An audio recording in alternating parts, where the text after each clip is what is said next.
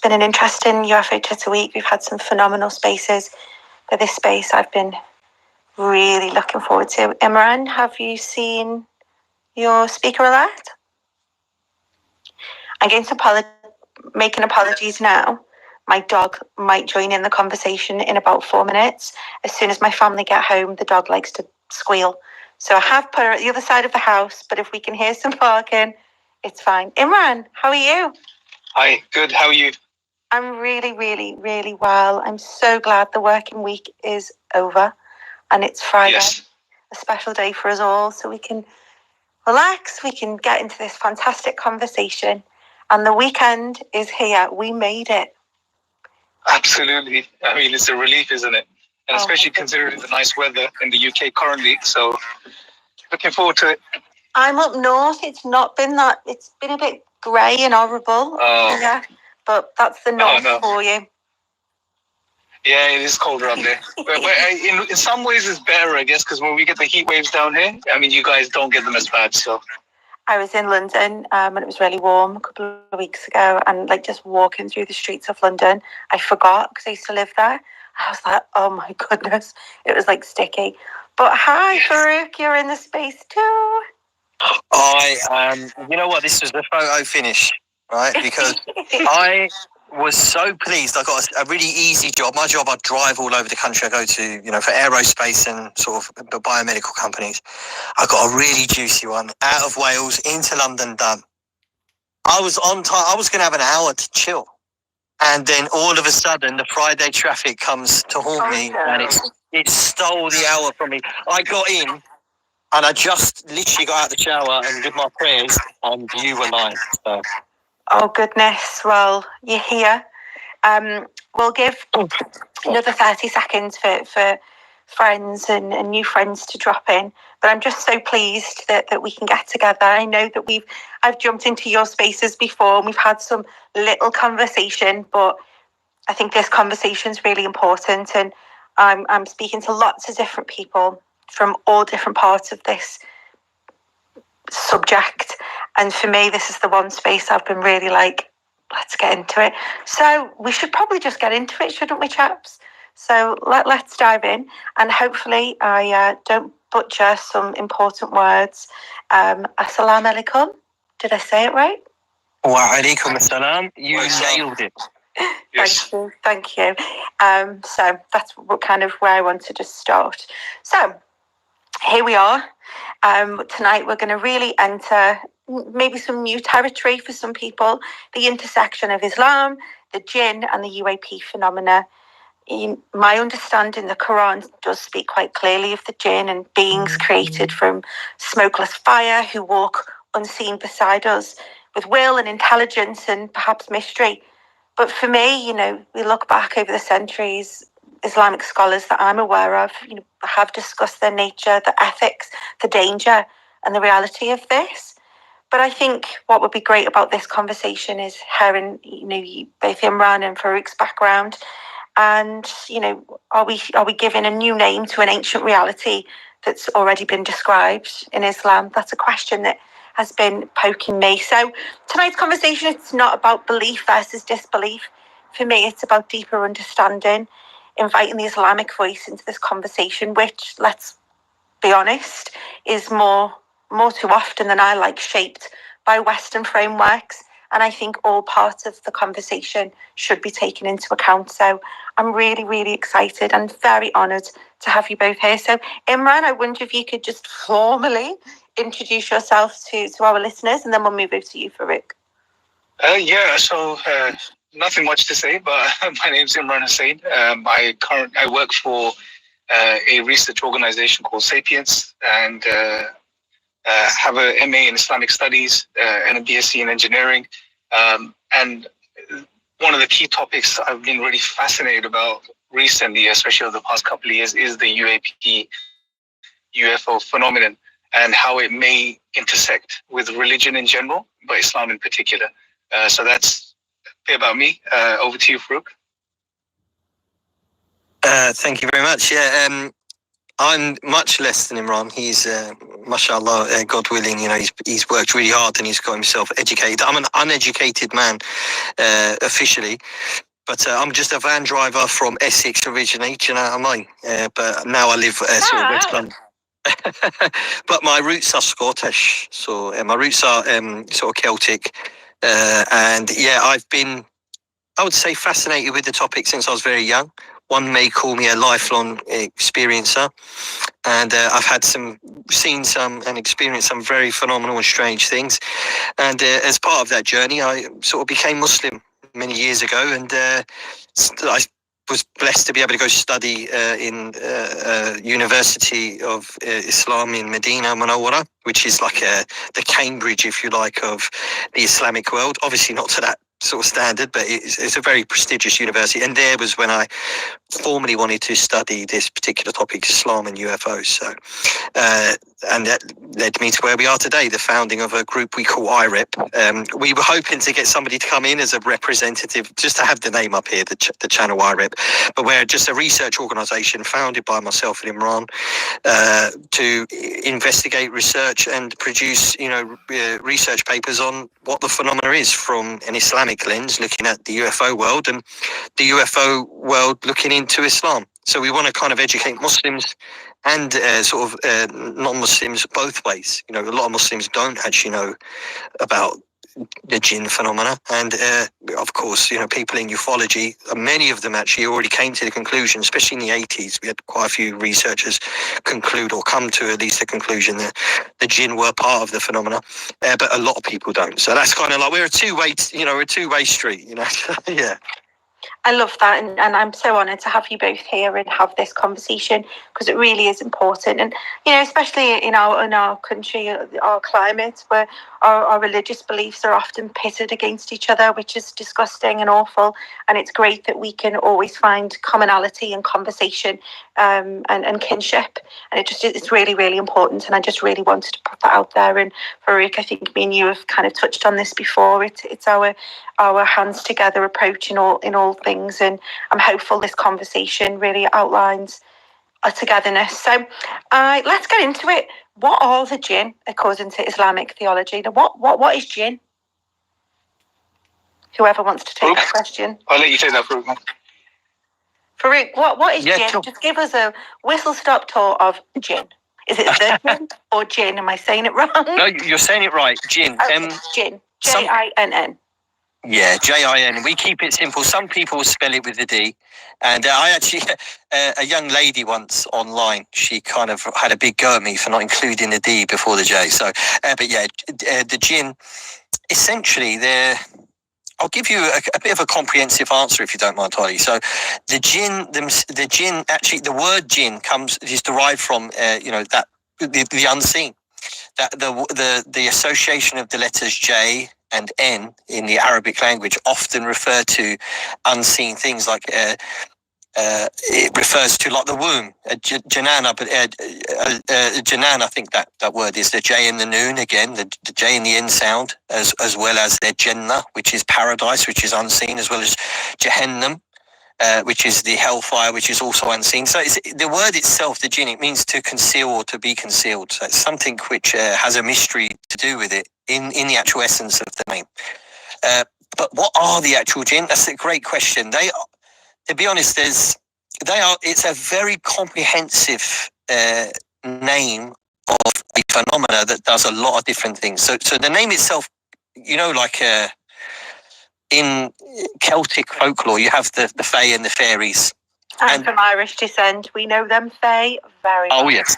Yeah. So if you take that name and you were to, instead of use the word Jinn and say that, it would be synonymous with the Jinn.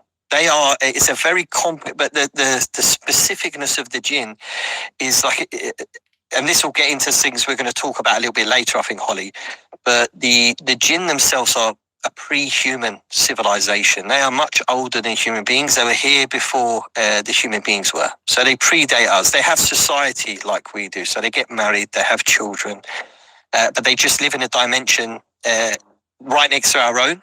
Kind of, and I always use the analogy, Holly, of how we peer into and interact with the microbial and the atomic world is a similar way as which the jinn seem to interact with us, but they kind of sort of are able to change scale. So the jinn themselves get married, have children, build things. They, are good. Some are good, some are bad. This is often what Muslims miss. There are many, good jinn, humble, nice people like we are. They have wives, children, simple jobs. They go about their day like we do.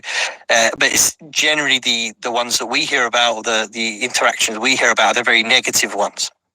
Like even some UFO cases, some of them have a positive lining to them. In particular, the East African one in Zimbabwe, where that school, they had a visitation, and they said positive things, and we would say that they seem to be like good jinn. So you have good and bad among them. They live and they die, but they seem to live much longer than us. They have a different lifespan, and they're made from, in particular, made from plasma. So in essence, the human being. Yeah. So I'll just give you a background, if you like. So the human being, if you look at our essence, in essence, we're made from a hodgepodge of elements and, sort of minerals from the earth. So that's why in the Quran you'll see us described as being created from the clay. Okay, but we, human beings, just to clarify to everyone, we're not from here. According to Islamic theology, the human being, we are not indigenous to the earth. Even though our actual physical body is made from it, our homeland is another dimension called... we call it al-ghayb, or the unseen, or al-akhirah. People have referred to it as Eden, but it's another realm. It's another place that exists that our father Adam is from. So that's why, if you look at the human being, we're not built to live here forever, right? Our bodies don't last very well here. The heat gets to us, the cold gets to us. It's not the perfect climate for the human being. It's because we're not from here. And even in our own hearts, many of us, deep down inside, we lack finding satisfaction in this world, because there's another world that we're originally from, and it's kind of like our intuition. Inside us, we know that there's a lot more that this place offers. So quite often, human beings who seek to find that here never get satisfaction. That's why you find millionaires wanting more, and people just generally lacking that in their life. That's because we're not from here. That's so interesting, Faruq, because, sorry to interject, and sure, I knew do this. I speak to so many experiences across the world, and many, myself included, we have a sense of homesickness, like a sense of we want to go home. And it's really interesting that that's within your sort of holy book, that humans were not from here. Maybe that's the homesickness feeling many people talk to. So that's really interesting. So you touched on that, a little, obviously in some detail there. Where did this sort of, why were the jinn created? Is it for a divine purpose? If they're in this other place, this other realm, they have wives, they go to work, they have a societal civilization, I assume. Does Islam teach what their purpose is? Why they were created? Yeah. In fact, with us and the jinn, we're of two creations specifically that were created to serve a purpose. But we were not created to serve a purpose without independence. In fact, it's our choice to serve that purpose or not. And that is the great test of life, and that is to serve and fulfill the duties for which the one who gave us this existence, to serve the purpose which he created us for. And that is defined by what the prophets came and taught. So we very much hold on to the prophetic tradition, going back from Adam to Noah to Abraham to Moses to Jesus, and we would add the Prophet Muhammad, peace be upon him. I know my Christians in here will disagree with us perhaps on that point, but that's a different discussion, of course. But yeah, so we hold on to the prophetic tradition that the mankind, and this includes the jinn kind, because it's mentioned specifically in the Quran that God created mankind and jinn kind to worship God. But worship, often it carries that connotation of like a hodgepodge of rituals that, we have to participate in. It just benignly, just because some higher being told us to do so. It's way more than that. It's much more comprehensive. And again, Holly, that's a completely different discussion. But to fulfill the question you asked, the jinn were created like man to worship their Lord. They are tested, the jinn, in a different way than us, though. They're tested because of their, let's say, their advantages over us, in fact that they can see our world and interact with it, we can't see theirs, and it's very difficult for us to interact with their world. They are tested with using that advantage over us and abusing that power that they have. And the Quran mentions it's exactly what they did. And that was a promise that one of the jinn kind who was there when Adam was created, that was the promise he said he would do. And he said he would literally try to misguide and mislead mankind so long as we have been given this bounty. So just to clarify, our world, the world of the human being, we have been blessed because what we interact with and how our world is, we have a lot of blessings. We have delicious food that we can make, and we have all these animals and this fauna and flora that's around us that we are essentially above all of it. We can control all of it. We can cage the most wild and ferocious beasts of this planet, or we can look after them and heal them like many places do. And we have this instinct inside us to look after this planet. Many of us involve themselves with green projects because we feel a duty, and this is one of the responsibilities God gave us over the jinn, to be the vicegerent over this planet. And this created an animosity and a jealousy with us and the phenomena. I'm just trying to give you a background to the purpose of this worship. Right. Yeah? Sorry. No, it's these type conversations is one of the driving forces why I get involved in UFO Twitter Week, because we can have these conversations. I wouldn't have this conversation just casually going to Sainsbury's. Sorry, Sainsbury's is a shop in the UK for or non-UK people. So, do the jinn have free will? Do they have free will, or are they governed differently? Can they they think and act and do for themselves? Yeah, sorry, Imran. I know I keep hogging it. Yeah, they have free will, the same as human beings. And like I was mentioning, their test is in not taking advantage of us and forcing us to do some of the things that they make us do. And this goes to a verse in the Quran, if you don't mind. I was going to recite it in Arabic, but just for the sake of it. No, let's hear it in Arabic. I would be absolutely honoured to hear it. I don't want to make anyone feel uncomfortable, but I will just. If they feel uncomfortable, they can leave the space. Okay, fair enough. أعوذ بالله من الشيطان الرجيم ويوم يحشرهم جميعا يا معشر الجن قد استكثرتم من الإنس وقال أولياؤهم من الإنس ربنا استمتع بعضنا ببعض وبلغنا أجلنا الذي عجلت لنا قال النار مثواكم خالدين فيها إلا ما شاء الله إن ربك حكيم عليم. So this verse, it's one of my favorite verses in the Quran. That was beautiful. Thank you. You're most welcome. It's one of my favorite verses in the Quran. Tell us in English what you've just beautifully given us. Yes. So this verse is from Surah An-Am. I will get the reference for those who would like to go and do their research on it. Just bear with me. Okay. The exact verse, I believe, is... Did you just do that off by heart? Yes, sorry. So it's chapter 6, verse 128. Can you guys still hear me, yeah? Yeah, we've got you loud and clear. Cool. So it says, and mention the day when we will gather them together and say, and this means when we gather mankind and jinn kind, on all of the creation together, to be honest, the angels, everyone's going to be. This is on the day of judgment, for those who are aware. I think Christianity and Judaism, we have the idea of the day of judgment. So God will gather everyone together and he will say to the jinn, he will single them out. He will say, you have misled many of mankind, and their allies among mankind will say, I wondered if I got kicked off them. Their allies among mankind will say, our Lord, some of us made use of others, and we have now reached our term which you have appointed for us. Allah will then say, The fire is your residence, where you will abide eternally, except for what Allah wills. Indeed, your Lord is wise and knowing. So this verse, just to give the guys and girls clarity, this verse is talking about a moment on the Day of Judgment where God will bring justice to what the jinn kind did to the mankind. The jinn have, because of this advantage, they often abuse their power, and they have this elite group of human beings who work with them.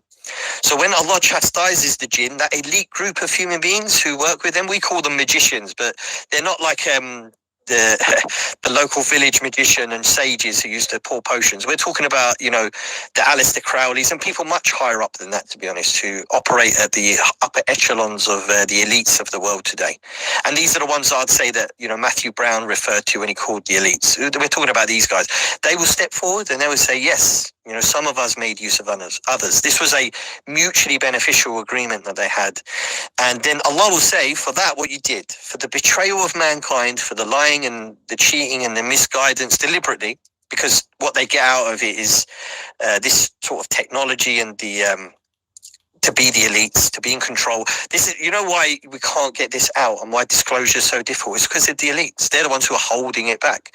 And they're powerful enough to control the news media, the entertainment media, you name it. If it's corporate and it has a stock market, these are the guys who control it. So they're the very upper echelons, and they will, they have that right to be there where they are because they've sold their souls, if you like, right? So this verse in particular, it highlights a justice that we've done that we don't get in this world. We're not going to get that level of, and that's why I'm skeptical, to say the least, to think that we're ever going to get justice for the threats of life, the murders that they've done and the things they've done to keep this thing secret. But we will eventually. Maybe not here, but we'll get that divine justice in the hereafter. And it gives me hope, but it's just the last thing, Holly, that this verse, it sets the tone for our relationship with the jinn, that it is really much one of like a betrayal and misguidance, and they survive and they live, and this relationship exists because there's no light on it. And I respect a lot the people of disclosure. I respect a lot the whistleblowers, because I think maybe from the perspective I see it, the risk they're putting themselves under is way greater than perhaps many of us know. Like, we always think of a risk to life and to their livelihood and their wealth and their jobs, but you're talking about the absolute worst of humanity that these people are going up against. And for that, I show a lot of respect and gratitude for what they do. So, thank you. That was really deep in thought when I'm trying to ask questions. I'm really with you. So you've given us a sort of background and a foundational understanding of jinn. When we move more into sort of modern day, not modern day, because we've been talking about lights in the skies forever. How do we plug in the jinn and the UAP conversation? Are there examples that describe jinn behaviour similar to UAP encounters? Is it in the hadith? Am I saying it right? Are there examples in the hadith? You nailed it. Holly, you're on your way, man. You're becoming very learned. Spent some time at mosque once upon a time, so I had a phenomenal imam that taught me a few words, so I'm trying not to do them too terrible. No, you sound like a pro. I will defer this one to you, Imran, if you don't mind, brother. So firstly, just thank you, Faruq, man. That was, I'm here to support you, bro. So keep going when you need to keep going. Yeah, don't stop. I'll chip in wherever I can. But thank you for sharing that. And it's good you recited those verses as well, because those are so crucial verses to the context of what's going on. And just to Holly, before I get into this comparison, just to highlight again, that origin story is very important, because it gives us a background of the why as well. Why is this happening? Why is the phenomenon presenting itself in the way it is? And why is it behaving in the way it does? And why does it do the things it does? So understanding the dynamic between man and jinn is crucial. And the jealousy and the hatred. And for example, Iblis, who Faruq was referring to, and in the Arabic is known as Iblis, which is one of the jinn who was raised to a very high rank, prayed amongst the angels. So there's not a lead jinn. Sorry, I didn't understand. Is there a certain type of jinn that is elevated? Did you say right? Sorry, forgive me. Yeah. No, he was, so Iblis is one of the main figures amongst the jinn, which is sort of outlined in the Quran, in the sort of narrative between man and jinn, the origin story. And he was one of the jinn, and they occupied the earth before us. And he was elevated to a very high level because he worshipped God a lot. And then came the point where God creates Adam, and he becomes jealous because he wanted to be the chosen one, right? And God created this new being. And in a way, it was a test for him as well, to see how you respond. And his response was out of arrogance, out of pride, and out of anger. He believed he was better than human beings. And in the Quran, there's a verse where he says, I am better than him, referring to Adam, and therefore, by extension, his progeny. And, he says that he's better than him, and he says, I'm made of fire, and he's made of clay. So there was this arrogance from the very beginning, and this desire to prove that he's better. And then he goes on to say that he'll spend his time that he's given till the day of judgment to mislead human beings in whichever way he possibly can. So these are sort of some key conceptual points to keep in mind, to build the rest of the discussion upon. Going back to your point about the comparisons. So this is something Faruq and me independently sort of came to. We met about 3 years ago, I think it was around 3-4 years ago. And prior to that, both of us were researching this topic independently.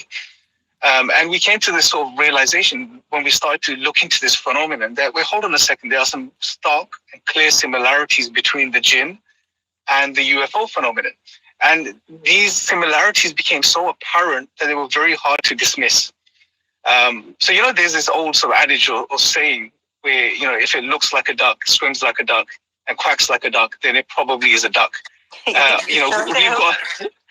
we've got a refined version of that, if you like. If it flies like a jinn, shapeshifts like a jinn, abducts like a jinn, and deceives like a jinn, then it probably is a jinn. So we're using that type of logic. Now, if you look at it philosophically, you can call it the argument or an inference to the best explanation, or the argument from abduction. Pun intended, it sort of works with what we're discussing, the abductions and so on and so forth. But we saw these similarities, and there were so many that you can't overlook them. So if you give me a few minutes, Holly, I can sort of list off a couple. Absolutely, this is why we're here, Imran. Let's get into it. Okay, excellent. So I'll list them off. I'll stop on certain ones and just explain them a bit further. And I'm sure Faruq may want to pick up on a couple as well, and so explain them. So there's 4 categories. I wrote an article on this last year. It's called The Jinn Hypothesis. We published it on Sapiens Institute. And what I do in that article is basically make this argument and highlight 4 key areas of comparison. So I'll list the areas of comparison first. The first is appearance and presentation. So this is how the jinn have manifested and appeared to human beings throughout history, and how the UFO phenomenon is appearing and manifesting itself. So a couple of points under this heading. The jinn fly. We know that they fly. So there's a narration or a hadith of the Prophet Muhammad, peace be upon him, where he says that the jinn are of 3 kinds. Those that fly through the sky, those that appear in the form of cats or dogs, or by extension, cryptids, other animals, other creatures, or those that come and go. I thought I lost myself. No, you guys still there? Okay, yeah, perfect. So that narration highlights the jinn fly. There's at least a kind of jinn. Remember, there are possibly many different kinds and species of jinn as well. There are the kind that fly. And we know UFOs are seen in the sky. They fly through the sky, etc. Jinn move at great speeds. UFOs move at great speeds. Right? This is one of the observables, and this is something we know from the sources, that the jinn move very quickly. There are stories of, for example, the Queen of Sheba. Her throne is bought in the blink of an eye, across continents, essentially. So they move fast and they do things very, very quickly. The jinn shapeshift, UFOs shapeshift or take on different forms. Now, we know of reports amongst ufology where people see orbs of light which then transform into either some sort of being, or a being appears in an orb of light, or orbs of light transform into metallic-looking, craft in the sky, or craft in the sky take on different forms and morph into different sort of shapes, etc. We know jinn shapeshift as well. This is one of the key aspects of the jinn. There are narrations where jinn take on the form of men.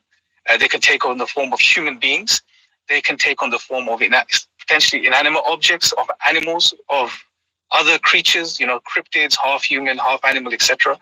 And again, cryptids are another interesting sort of phenomenon which links to the whole UFO phenomenon. So, for example, Skinwalker Ranch is a good example of this. You have all sorts of paranormal / UFO type of activity that's going on there that's been observed over the years.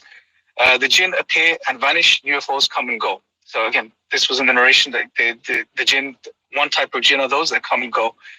Jinn are of plasma, or what me and Faruq assume that the most likely explanation of a verse in the Quran where it's referred to what their substances that they're made of, and in the English it refers to as smokeless fire. Now there's been many interpretations of what this smokeless fire can be, but according to us, the most likely candidate, if you like, for this smokeless fire is plasma, because plasma is like a fire and it doesn't give off smoke, etc. And there's other researchers which are sort of hinted towards this. There was a guy back in the 80s, Faruq, help me with his name, man. The guy that UFO Flying Saucer Review magazine. Crichton. Gordon Crichton. Yeah, Gordon Crichton. He came to the similar conclusion as well. And he was actually informed by an Arab physicist or scientist that these beings were made of plasma. So that's what we think that they're most likely plasma form beings. And we know UFOs, there's a lot of talk, ufology, about these beings or people seeing plasmoid forms or plasma-based life forms that are flying out there, that are interacting with people. These orbs that Bledsoe, for example, Chris Bledsoe engages with, these are orbs of light, seem like plasma that are interacting with people and him. Imran, just to interject, sorry, yes. There's actually a private conference happening right now in England where great minds are discussing plasma side of things, so it's very relevant. So yeah, I just wanted to. Brilliant. Yeah, I've heard of that. Yeah. Yeah, it's very interesting, and Faruq actually he'll probably touch upon this. He actually went through a book written by one of a leading physicists who's been studying plasma science, and there's some very interesting things in there as well. But plasma-based life forms is a big thing currently, and these orbs seem to be conscious and engaging with these people intelligently. So plasma. Next thing is jinn are interdimensional. UFOs seem to be interdimensional. Now we know there's an interdimensional hypothesis out there already. The jinn are known to inhabit a type of dimension, maybe one that's right next to us, and they can bleed into our dimension.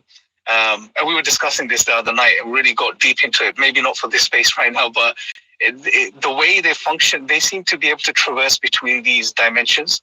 And when they manifest themselves in a physical form, that's when they're in our sort of heavy density dimension then we could perceive them and see them. But they also seem to be susceptible in that form. So whenever they take on a physical form, whether of a person or an animal, they seem to be susceptible to the things that person or the animal is susceptible to. So they can. So that was something that was top of my mind as she was speaking. So jinn can take form of humans, animals, other objects. Yeah. Yes. There's countless narrations. Imran. Yes, sorry. I do want to mention one of the and this is going to be very controversial, and you have to forgive me, everyone. One of the worst things that they do is they come in the form of dead loved ones. It's something that they think is funny, or I think they call it doppelgangers as well. They take on the form of people, other people, living and dead, essentially. And is that done to because we hear a lot with, and I hear it a lot working with experiences like I do, that, the others or them, aliens, ETs, beings, what have you, there's a trickster element. They can be deceptive. So are we kind of framing that similarly here with jinn, that they take the form of relatives and loved ones that have gone over, and are they doing that to... In your opinion, are they doing that to be unkind or to cause problems? Yes. They're not doing it to be good, right? It's bad behaviour from them. I think sorry, I'll just finish this point, Imran. I'll go back to what you're saying.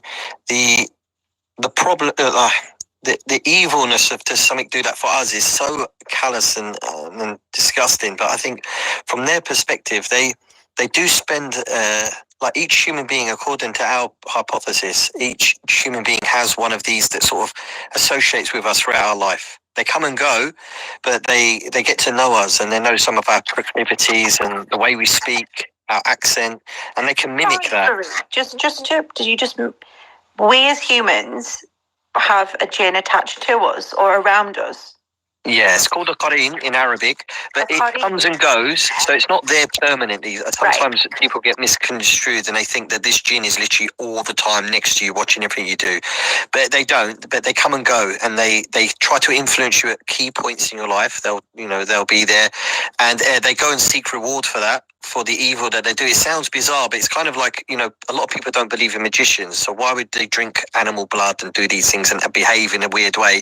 But they get some sort of spiritual, whether that be evil or otherwise, reward for doing it. And likewise, the jinn seem to have that sort of way of doing things as well. They treat someone badly, misguide them, cause them difficulty and sadness in their life and depression, and they enjoy doing that, and they seek reward for doing it. They want to be like patted on the back and say, "Oh, look what you did to him! You did a great job of it."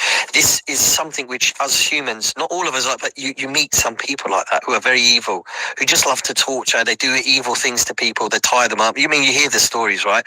The jinn are like that too, but just they're called the evil ones, the devils, if you like.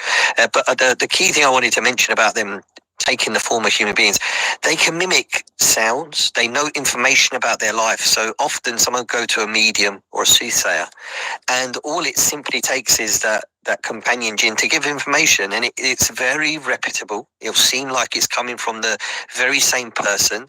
They can imitate the voice identically and speak and use the same words that person. Why? Because they spent a long time with them. So it's very callous and it's very sick. But for them, it may not seem as bad in their world as it is in our world. And that's another part you got to look at, that they are a little bit maybe naive to how bad it is to do that.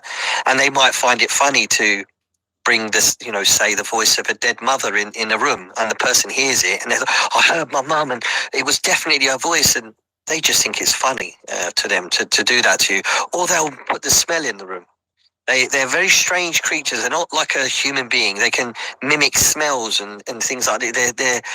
And they do it for fun. So I just wanted to highlight that, because towards the end of times, it will become evident. It will become apparent to human beings that their dead loved ones have come back. But this will be something which is very callous trick that will be played, and it's been predicted by the Prophet, peace be upon him, that would happen. So it's very worrying, because as we move into this sort of post-disclosure world, it could open the door to people believing that it's the realm of the hereafter, and that it is our dead loved ones. But in reality, it's a callous and sick trick to be played, unfortunately. And that's why I said it's controversial, because a lot of people are going to think, no, it is my mum or my dad, and you're wrong. But unfortunately, that's what the jinn do. That's just astonishing. I wonder, and forgive my ignorance, I come from an Irish Catholic family, and so this is where I'm drawing from, so please just forgive me if I'm barking up the wrong tree, but we're all learning, right? So can jinn, and we're kind of moving a little way away from the European topic here, but can jinn possess people? Because in my faith we have oh my gosh, what are they called? Exorcisms. So if we suspected an evil spirit, someone had come from hell, a demon had attached themselves and possessed somebody, we would go to our priest and we would have them exorcised. Is that something within just that, would you go to an imam if someone was, can jinn possess people? Yes, that's one of the categories, Holly. So the first was obviously the appearance of how they manifest. Physically manifest it into a human being. Yes, they can. It's a possession is of different levels as well. So sometimes someone is, you can say, fully possessed, where they are the jinn can speak through them and really affect them really badly like that. They're like fully, but there could be a more subtle form, like what they refer to as the hitchhiker effect. When people, for example, go to Skinwalker Ranch, many of them leave with something following them. It returns with them. It affects them. It affects their families. I mean, it's a new term, the hitchhiker effect. But I mean, we're talking about the same thing. If you put the terms aside, it's a type of attachment, and the jinn can attach themselves to a person as well. So there's different degrees of possession, if you like. And that's one of the points in the hypotheses as well, or a point of comparison with the jinn and the UFOs. So we're not going off topic by talking about this. That there's this whole aspect of the hitchhiker effect, attachments, possessions affecting families, D.W. Pasulka, for example, mentions that when a person or an individual has a sighting, that's just the beginning. And then there's this whole list of, a whole chain of events that follows that person afterwards. And much of it's quite paranormal in manifestation. So yeah, that's definitely an aspect of the jinn. So, sorry, may I add another thing to that, Imran? Because you reminded me of that when you brought up Skinwalker Ranch. It reminded me of Bledsoe. Bledsoe is a classic example of a possession phenomenon, and I'll tell you why. Sometimes what the phenomena can do is and it's mentioned in our books, the scholars have discussed this at length, they can possess a certain part of the body, and what they do is they can bring you illness or a damage to your leg, and you'll go to, because if you're intending to go to a healer or someone like that, they can cause or be part of the cause of an issue in a human being, and then when you go to see the healer, they'll leave. So it looks like you've been healed. This is why when I mentioned that verse, that Quranic verse, it really highlights that there is a symbiotic relationship between some people and the jinn kind, and they benefit from each other. So, faith healing and things like that can really cause misguidance. Someone can be very sick because a jinn has inhabited them and then leave, and it seems like that person got better. Or, like you said, Imran, attach themselves to a certain portion. Or sometimes, Holly, and this is going to bleed into something else, Imran, so I don't want to go too far ahead, but they can become attached to a human being, as in they can fall in love with them. And you're going to find this very bizarre, but our scholars, there's even books that were written like over 1,000 years ago about the topic of, how can I put it, to use a modern parlance, hybridization. The Islamic scholars were aware of hybridization 1,000 years ago, and we have multiple scholarly works written specifically about the topic of man and jinn relationships, a human being and jinn being relationships, and there are many reports of this happening, and that many of the scholars mentioned that these can bear children, which is different topic, bit bizarre, but when we hear these hybridizations, to a lot of people it's novel, it's new, and it's something that's just been invented recently, but for us this is ancient history. This is stuff that's been talked about for over 1,000 years. So my goodness. Whoa. So my brain's going tingle and ding ding. So could you sorry it's brilliant. No, this is why we need these conversations, because often things that we're talking about in today's world, we can look back into various parts of ancient history, religious texts, and look at the work, and Imran mentioned Diana. Diana got into this topic by looking back at the Ascension narrative and Catholic ideas of purgatory, and saw parallels, and these were texts from 800 years ago, 1,000 years ago. So I just find it's super interesting. Can jinn be responsible for the abduction phenomena? 100%. Yeah. I mean, that's again one of the categories. So the 4 categories we have, presentation is one, possession is the other, abduction is the third one, and the 4th one is the deception category. So abduction, absolutely, we've got narrations going all the way back to literally the time of the Prophet Muhammad, peace be upon him, or just after. There's one narration, very long narration, but I'll summarize it, which speaks of a man who goes missing when he's going out to pray, and he's gone for many years, and his wife obviously doesn't know where he's gone, and she moves on, and then he returns many years later, and the excuse he uses for where he was and why he disappeared, he says that the jinn abducted me, they took me away, and they kept me as a prisoner, and then another group of jinn came, believing jinn. So as we said, there could be good and bad jinn, and the believing jinn overcame the evil jinn or the bad jinn that held him as prisoner, and they said that we can't keep you. So they gave him an option: you can willfully stay with us, or we can return you back to your home. And then he was returned after many, many years. So this is a very clear case of abduction in the Islamic text, going all the way back to the time of the Prophet, or just after the Prophet Muhammad, peace be upon him. And there's many other stories. There's a scholar called Ibn Taymiyyah, I believe 13th century, Faruq, correct me if I'm wrong. His book, he has a book, it's called the Essays on the Jinn, and it's been translated in part. I don't think the whole text has been translated, but much of it has. And it talks of stories of abduction where people are taken out of their homes, through their doors or walls, out of the city into the sky. Crazy narrative. So the jinn are known to abduct. The Prophet said to keep the children in after dark. So the jinn are known to abduct from the Islamic perspective. They take people away, they abduct them. Sometimes they return, sometimes they're not. This is a well-known phenomenon, and again we see it amongst the UFO. This is one of the strong standing aspects of the whole ufology, which is abductions. It's a topic in and of itself. Sorry for. May I expand on that, Imran? So just because I'm going to bring the weird stuff, you're going to give the foundation. I'm going to take us down a little weird route. So with the abduction phenomena, absolutely right. We have reports that identically to how people have described it in the modern days, how they're taken through solid objects, they see lights, they're taken up into a room in the sky. We have identical reports just dated 12th, 13th century. But one that's fascinating is the children abduction. We have reports of some of the people who worked with the jinn, the evil ones from among the Muslims who were caught. Many of them faced a terrible punishment, and some of them repented and, turned back from what they were doing. But part of it was that they would take children from their rooms, and many of those children were offered in sacrifice or abused sexually, unfortunately.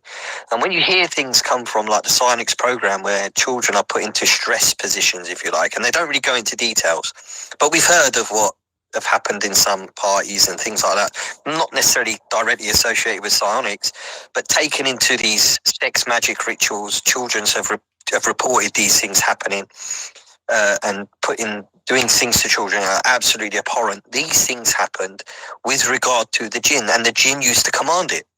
They used to command sodomization, unfortunately, to children, and they would get the people who were worshipping them, who are their allies, to do these things, and in return they would carry them through the sky.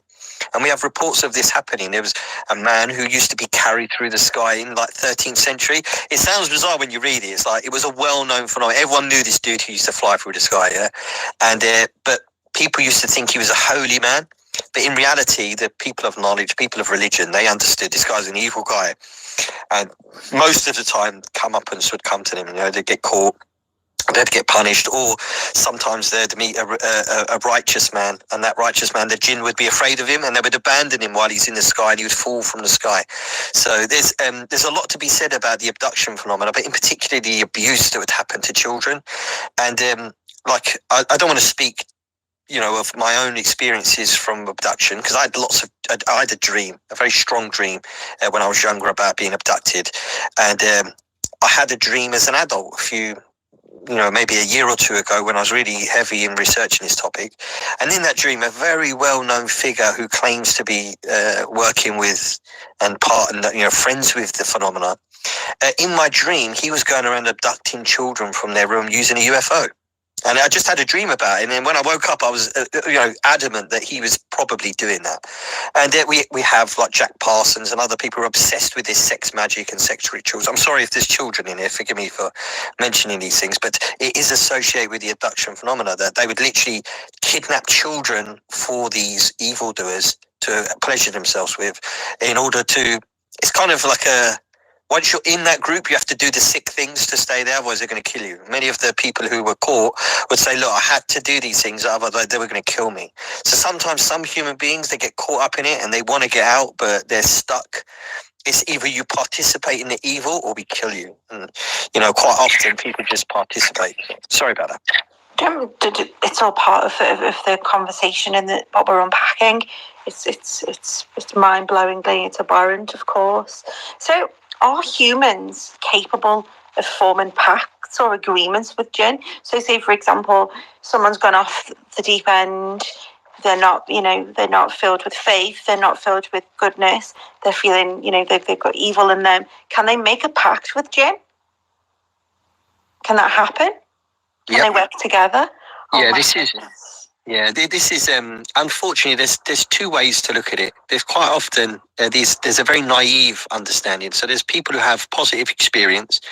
They see lights in the sky, maybe a bit of telekinesis here and there sprinkled in, and that's as far as they go. And they get misled for a long time that something amazing is going to happen, that you're special, Okay, so they play to the ego of man, and mankind, we suffer with our egos, and so they get misled for many years, and then nothing happens. So they don't actually get the thing, and they just get, kind of like a Pied Piper all the way through their life that something's big's coming, we're going to get this, but they do nothing. That's one sort of, should we say, I wouldn't say it's a contract, but it's something which the humans are reaching out for. They meditate, they do whatever they can.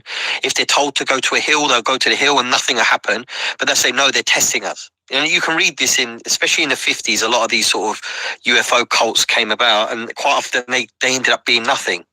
But then sometimes, and there are reports modern day of things like this happening, but sometimes people who are in a desperate situation, they'll do desperate things. There's a very famous documentary series in sort of the Indian subcontinent where a man, he's like an investigative journalist, and he goes around and he meets with a magician.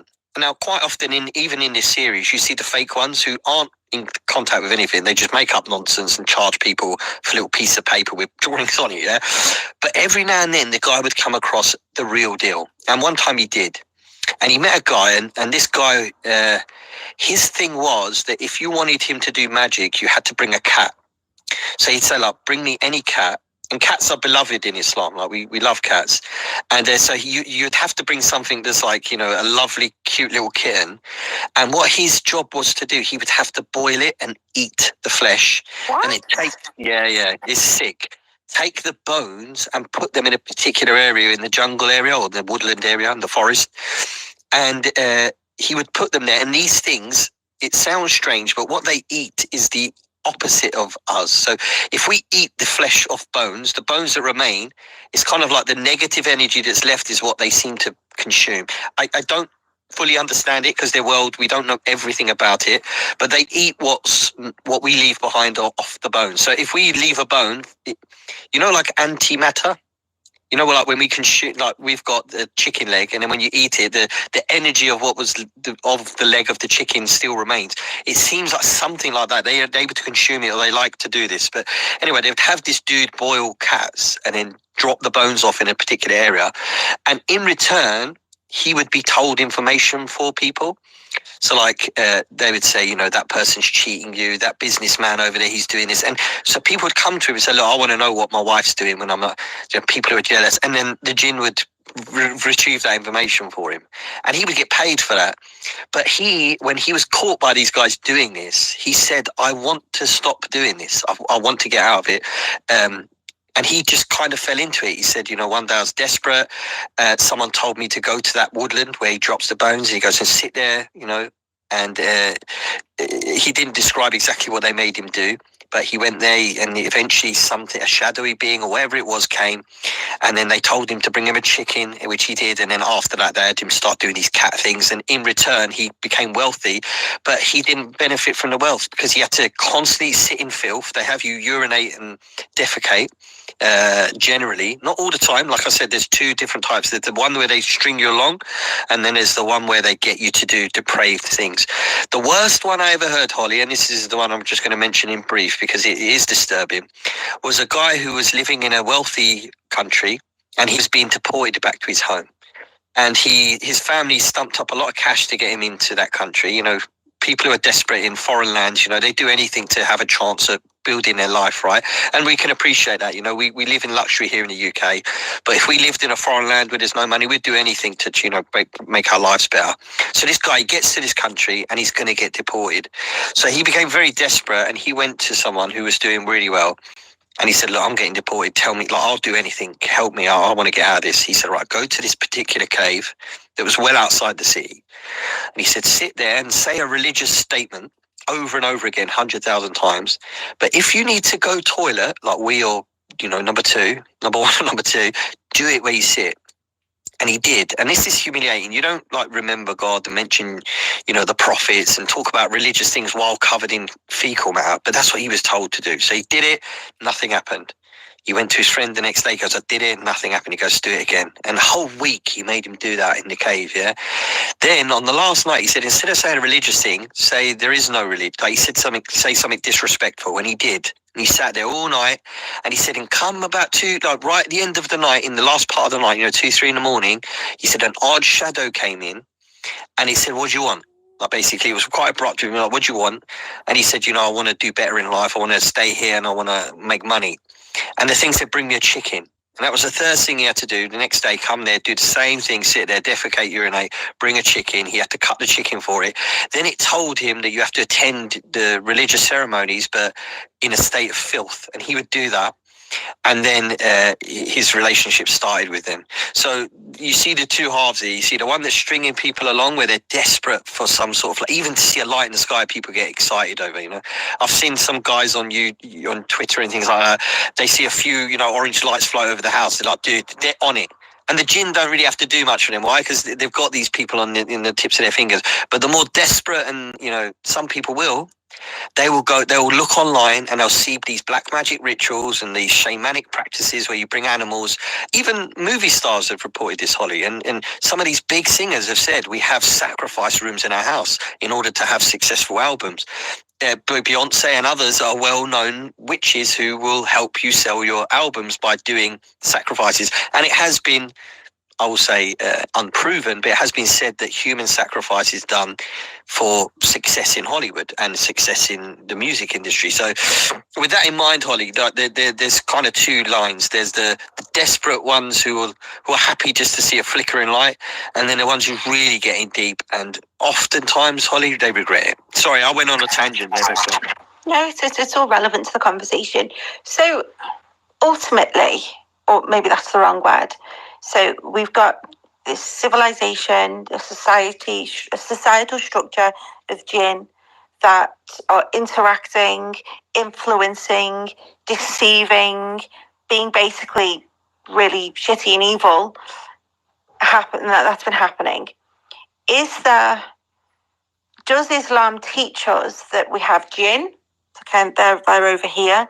We have humans, but is there any talk to or scripture or scholarly thought that there is extraterrestrial life, there is others from other places, perhaps not dimensions, but I know in my holy book, and the Vatican said it, and I'm paraphrasing, so forgive me if I butcher my own faith right now.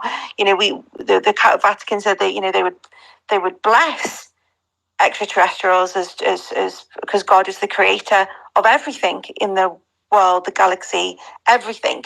So I think there's a question here somewhere. We have the jinn, we have humanity. Does Islam teach that there are others?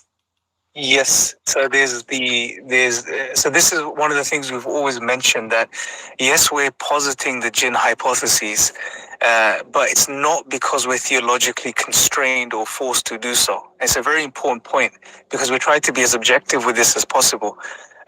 From an Islamic perspective, if you look at, is there a possibility for extraterrestrial life, and you read the Quran or you read the prophetic sayings, the Hadith, there's ample evidence to suggest that there is life elsewhere out there in the universe. For example, there's verses where God's, in the Quran it says that God has created life and He has scattered it throughout the heavens and the earth. So there is life scattered throughout the heavens and the earth. This could include angels, jinn, humans, but it can also include other life forms, extraterrestrials, as we would say.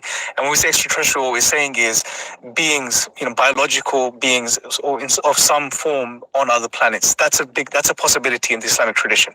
And similar to what you said, that God ultimately is the creator of all things, the entire universe and everything that exists within it, and that also includes other possible life out there in the universe.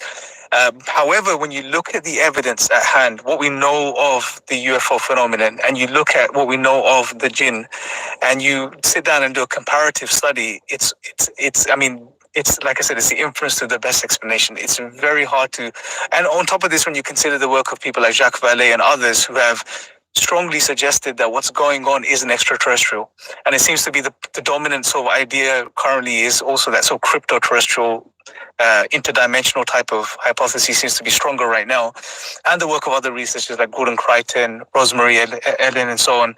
It seems like that in this case, we're not dealing with ET, we're dealing with the jinn. However, from a theological standpoint, there's no issue in understanding or acknowledging that there's life elsewhere in the universe, even from an Islamic perspective. Yeah. Can I just briefly expand as well? there is a particular verse in the Quran that says that neither mankind nor jinnkind will be able to penetrate the different aspects of the heavens and the earths except by the command of God. So except by the allowance of God is what it means. Essentially, the Quran presented the jinn as a spacefaring nation, and even our scholars wrote about this 1,000 years ago, that the jinn are a spacefaring nation. It's well known, particularly from people who are interested in the zodiac and the association with the zodiac and the UFO phenomena, that the jinn claimed and have claimed many times throughout history that they are kings on other planets. So this is an interplanetary phenomena, the jinn. It's not, should we say, stuck to the earth or to that dimension. Rather, they're a spacefaring nation. And they have the technology to do so. We have mentioned in the Quran directly that they have a type of technology or a knowledge about a technology that allows them to instantaneously travel. So the people must be familiar with Solomon, the King Solomon, or we call him Prophet Suleiman, peace be upon him. Excuse me. Prophet Solomon, he was gave a task to the jinn. Are you looking at my notes? Because that was like my next question. I'm so sorry. Maybe it's great minds think alike, Holly. You know what I'm saying? So, yeah, sorry. Do you want to ask your question or should we go to? Literally, I think you're already there, my friend. You're already there. Cool. So let's get into it. So they had a knowledge. That's what Quran separates it. It doesn't say that they just brought the throne instantly from Yemen to Syria in an instant moment, or before the blink of an eye, should we say, which is about 0.2 seconds. Rather, Allah subhanahu wa ta'ala says that the one of them who had a specific knowledge of a scripture, so it's a knowledge. Allah raised knowledge up here to say that the knowledgeable one among them was able to bring the throne within a blink of an eye. And it literally, from Yemen to Syria in a blink of an eye, it's thousands of miles in 0.2 of a second is very fast. So the jinn, they have this ability to travel instantaneously. But there's one other thing I want to mention, and I wasn't going to bring it up because I don't like really talking about the evil side of it. But one of these victims, or should we say one of these cohorts of the jinn, on these guys, right? And he describes it in Arabic, in the 13th century. But what he says is these jinn, they gave him this thing, and it was shiny and smooth, like a piece of glass and over a liquid. That's literally what he calls it. And he said, and with this device they gave me, I used to be able to talk to them through it, and I could see them and they could see me, and I could ask them questions and they would give me answers. So it's this small shiny device made of glass over a liquid that he could talk to them through. And what's bizarre about this is that in Islam we call them builders. Allah literally describes the jinn in the Quran as builders. They're adept builders. They used to build things for Solomon, and Allah also mentions in the Quran that if you go around the world, you'll see remnants of the nations of men and jinn that went before us. So, the jinn used to build archaeological sites. There are buildings out there, and some could argue that perhaps some aspects of the pyramids or some other places around the world is evidence of this. And there's a debate to be had about that. I'm not going to say that's an absolute point. That's a whole other space. Yeah, that is, isn't it? So the jinn, they're very good at building things. But this particular handicraft they gave to this guy, if you were to ask a child to describe a mobile phone without using the word mobile phone, they'd probably say what this guy said in the 13th century, which I found absolutely fascinating. And what really piqued my interest about this report me and Imran found was that I think it was Louis Elizondo. And, maybe he's not the most popular guy in this room, but he said that the equivalent of something that they discovered was like finding a Boeing 747 in an archaeological dig. And the idea of finding ancient technology that's similar to what we have today is something which resonates with us due to this report. This report is a very strong association with not only jinn being technologically advanced, but that technology, it predates us by possibly thousands of years, and the jinn have been really advanced for way longer than we have. So we're talking about them, what they're sprinkling in the hands of some of these programs is probably outdated tech for them, but it really blows the mind of these guys because there's something so far ahead of where we are, and that's, I think, sort of the carrot that they create. They put this little carrot on the stick, and there's a report. I'm just going to share it, Imran. Sorry, man, I've hijacked it, yeah. But this report blew my mind when I found it. It's a report actually about Moses. And it's from our tradition. It's from an Islamic tradition. So it's not one that you're going to find in the Christian, because our prophet, he's from the lineage of the prophet. So he did talk about their lives as well. He said that there's a report from Moses, and Moses was sitting down, and in the distance he saw a multicolored flashing light moving, and it came closer to him. And when it arrived, from behind it stepped out Lucifer. And he said, God's punishment be on you. He didn't bless him. He said, God, punishment be on you. What are you doing here? And he said to Lucifer, what is that you have, that cloak? And he said, this cloak is the cloak that I use to capture the hearts of men. That's what he literally said. Lucifer said, this shiny, multicolored thing that he flew around in the sky with is what I use to capture the hearts of men. And this really resonated with me, because when you hear these people talking about the UFOs they've seen in the sky, it captures the heart, Holly, and people become obsessed with them. I've seen them, by the way, many times. The multicolored, iridescent, shiny orb, silvery, oval, egg-shaped thing. I've got videos of them. I've got pictures of them. My family have seen them. My children have seen them. I've seen Tic Tacs. I've seen fireballs. I've seen things inside fireballs. I've seen alien faces with texture on the skin. I've seen the lot, right, in my life. And, that's not to brag. That's just to simply say it doesn't impress me. But I know that some people, and it's very unfortunate, they become obsessed with this thing. And I think these guys who really are into technology and engineering, they absolutely desperately want to get their hands on what these things have. And I think, Holly, what we've got going on behind the scenes is that they're ready to do anything. And they'll send innocent men to die. They'll start wars if the thing tells them to do it. Got to remember, the weapons of mass destruction was based on the fact that Bush said that God himself told him to invade Iraq. Now, you got to remember, there was psionic programs then, and there were psionic programs before that. And you can imagine somebody said that I remotely viewed Saddam Hussein and he's building these weapons, because the Jinn phenomena input that into their mind. So they've gone and they've invaded an entire country and found nothing. And the intel was wrong. And when Bush makes the claim that God told him to do it, more than just invade, my friend, destroy. Oh, yeah. But that's absolutely destroyed. Yeah.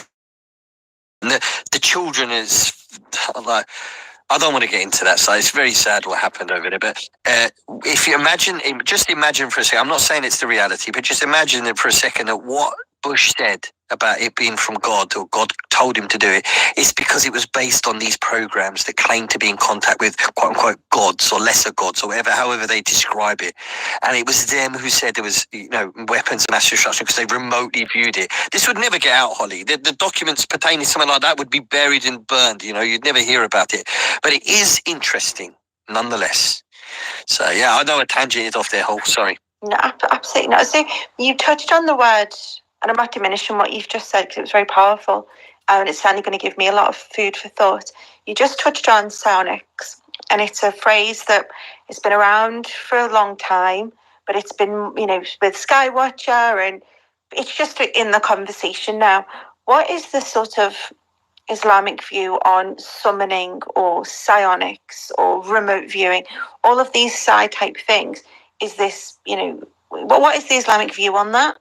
That's a very good point. First thing I'd like to highlight that's another area of similarity. So we know they've used words like summoning. These are literally the terms that they're using to summon these craft or whatever it is. And summoning a few, not even 100 years ago, but less than that, was done by magicians. They will summon these beings and these demons and these evil entities and so on. Yes, essentially what we're seeing across the board, Holly, and everyone listening, is we're seeing the same thing taking place, the same type of engagement. I mean, if you go back to the Enlightenment and some of the key thinkers of modernity, they were on this, in their public lives, they were pushing materialism and reductionism and all of this stuff. But behind closed doors, they were engaging in summoning beings and entities and trying to get information from them. Jacques Parsons was doing the same thing. And Parsons is a very interesting connect, I think, between the occult and the magicians and the modern day UFO phenomenon. I think that's something most people don't mention or talk about, but we'll probably get to that at some point. But there is definitely a very clear similarity. It's the same thing, just in a different using modern terminology. That's more, if you like, appealing. Now, I'm not, as far as Jake Barber is concerned, I don't think they even know what they're getting into in some way or to some degree. They know what they're doing, but they don't really understand what they're dealing with and what this whole summoning is about. Back in the day, the magicians would do it through rituals and spells, and like Faruq mentioned and illustrated, some despicable actions and acts that they would do. Again, we're seeing some of it, like Baba himself mentioned, that some of these psionics programs have misused and abused children, put people in some traumatic states, because for some reason, when they're in a very sort of fight or flight, traumatic, anxious, fearful state, that makes them like beacons almost to summon these entities. So we're seeing similarities, and that side of psionics is definitely evil. But I think there's an ignorant, just sort of honest type of attempt by people that don't know, like Baba and Skywatcher, etc., to engage in summoning these things. But generally, from the Islamic perspective, it's not encouraged to engage with these beings, knowing the repercussions and knowing how it can negatively impact your life and the life of loved ones and so on and so forth. And normally it's the evil jinn that normally would, in most cases, would engage with humans, or affect them, or, work with magicians. The good jinn don't engage with us. They have no reason to engage with us. They have their own life, their own sphere. They do what they're doing. But it's normally the evil jinn. So it's always seen as something evil and bad, and something that could bring about a lot of pain and suffering for people. So it's not encouraged. It's seen as something bad to summon and to call upon these entities. Generally we see like that. But again, there's this ignorant, naive aspect to the whole psionics thing, which obviously they don't see it. They're seeing it from a different worldview, and they're seeing it as just some sort of phenomenon that we're trying to engage with, and it's exciting and interesting, but it's quite dangerous as well. And some negative aspects of it have come forward, like putting people in these traumatic states and using children and so on and so forth. I don't know if you want to chime in, for Faruq, add anything to that. Oh yeah. I'm chomping at the bit, bro. So yeah, I want to quickly go to what Lou said regarding summoning. It was his claim, and he's gone on record a few times and said this, that him and a few other of his boys who do the remote viewing, they summoned or manifested. I'm about to burp because I'm very cheeky. I've been drinking and eating while it's not my turn. He claimed to have summoned what he described as an angelic being to harass a terrorist, as he viewed it, right? The connotations of such a statement, I think, is lost on a lot of people.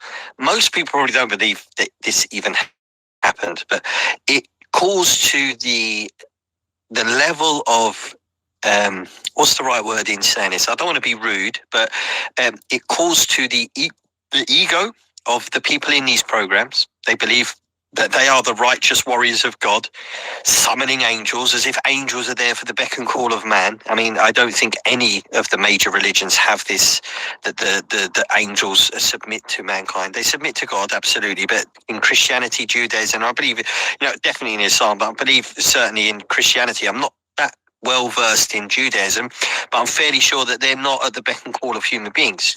Yeah, angels. Yeah, the angels are not slaves of us, rather they're servants of the Lord Most High.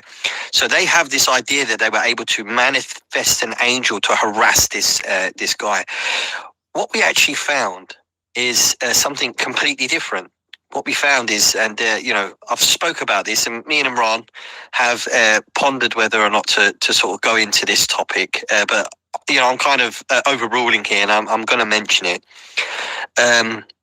He was everybody knows he was part of Guantanamo Bay. What most of you probably don't know, maybe a handful, but probably most of you don't know, is that a lot of the people who were arrested and placed there have been released uncharged and sent back to their homes, because quite often it was erroneous what they were arrested for, and they were tortured for no reason. And this has been proven in a court of law. One such man who was exonerated and released, he actually went on record years later talking about the Jinn phenomena with regard to the Guantanamo Bay. Now, I heard this way before I'd even heard of Lou Elizondo. This video, I think it goes back to 2014 or something like that, prior to him coming forward and admitting, you know, that he works on a UFO program. But in this discussion, the guy said that one of the prisoners was taken into a room where a pentagram had been drawn on the floor, and pictures of abused and dead children were placed around this pentagram. And they asked him questions when they made him sit in it, and they asked him questions about his health. Have you been feeling sick? Well, we got an entity to do that. Now, there's one or two things. This could be a fake, that they're trying to do this to scare the Muslims, because if you research Muslims, you would find, you know, if you're an intelligence community person, you'd say, okay, these people are highly superstitious. Let's draw this on the ground and make them think that, you know, devils are involved, right? So you could easily chalk this up to that, okay? But what's interesting, what comes after, is that the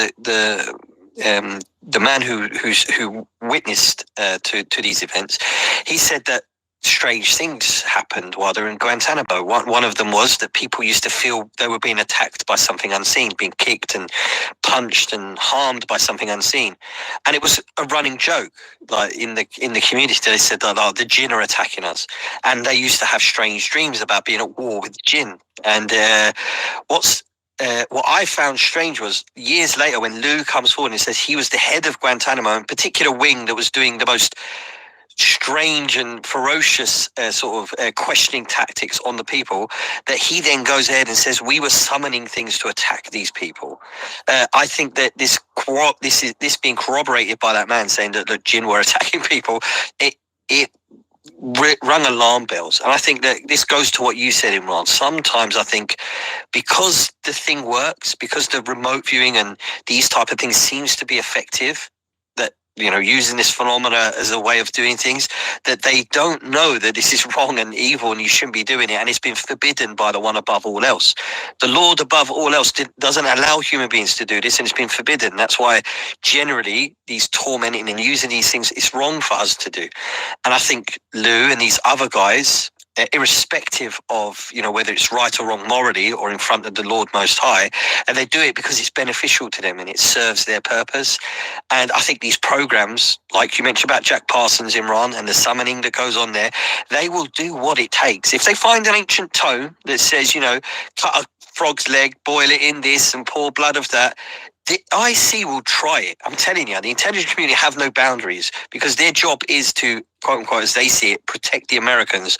But really what it means is protect the interests of themselves. And they will do anything to do that. And if they can make people think they've summoned an angel, in reality, it's not an angel. They're summoning a devil. And it's mentioned in our book that they masquerade as angels. This is something they like to do. They like to present themselves, what we call the tall whites, or, you know, what are they called? Not the Swiss, not the Swedish. What are they called, Holly? Nordics. Thank you so much.